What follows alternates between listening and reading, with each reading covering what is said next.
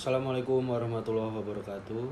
Halo semuanya, perkenalkan saya Yuda Wisnu Aditya, biasa dipanggil Yuda. Nomor induk mahasiswa 20 2204 10 607. Saya berasal dari kelas M, Prodi Manajemen, Fakultas Ekonomi Bisnis, Universitas Muhammadiyah Yogyakarta. Kali ini saya akan membahas ulang kembali apa yang pernah kita kawan-kawan kelas M bahas di kelas, di matkul komunikasi dan negosiasi, 4 materi. Yang pertama ada teori S dan R, yang kedua ada teori resepsi aktif, dan ketiga ada 3V, dan yang terakhir ada bagaimana teknik dan cara agar pesan mudah diingat. Nah, pembahasan yang pertama yaitu teori S dan R atau teori stimulasi respon. Apa itu teori stimulasi respon?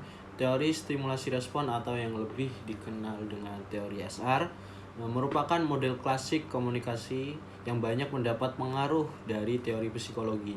Secara objek dan material, baik ilmu psikologi maupun teori komunikasi yang efektif memiliki objek yang sama, yaitu manusia. Manusia dan jiwanya yang meliputi komponen-komponen seperti sikap, opini, perilaku, kognisi afektif, dan konasi. Teori ini muncul pada tahun 1930-an. Nah, pembahasan yang kedua ada teori resepsi aktif. Apa sih itu teori resepsi aktif? Teori resepsi aktif merupakan penekanan khalayak tentang apa yang ia tonton. Nah, khalayak itu ya kita sebagai komunikan atau pendengar. Biasanya saat terjadi presentasi, khalayak atau kita sebagai komunikan akan melihat kita. Nah, kita sebagai pemateri, kita harus memberikan 3 unsur agar pendengar aktif mendengar kita. Nah, 3 unsur KPR, question, pujian, dan reaction. Nah, pembahasan yang selanjutnya ada 3V. 3V ini meliputi visual yang meliputi postur, gestur, kontak mata, ekspresi atau raut wajah, pakaian, serta aksesoris yang kita gunakan. Yang kedua ada vokal, meliputi nada suara, kejelasan ucapan, volume atau kerasnya suara kita, irama, serta kecepatan. Yang ketiga ada verbal.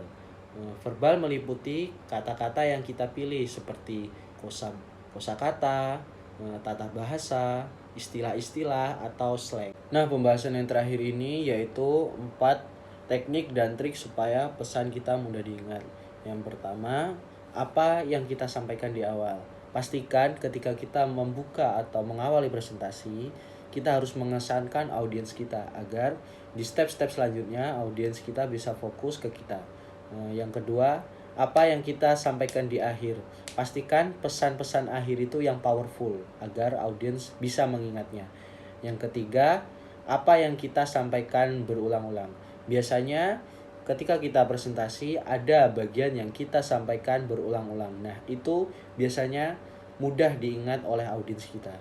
Yang keempat, apa yang disampaikan dengan unik. Sampaikan hal-hal unik yang beda dari yang lain agar audiens itu tertarik untuk mengingatnya. Teman-teman, mungkin cukup sekian yang bisa saya sampaikan di video kali ini tentang 4 materi komunikasi dan negosiasi. Saya akhiri, semoga bermanfaat bagi kita semua. Saya mohon maaf apabila ada kesalahan kata dalam video ini. Kita bertemu di kesempatan lain kali lagi.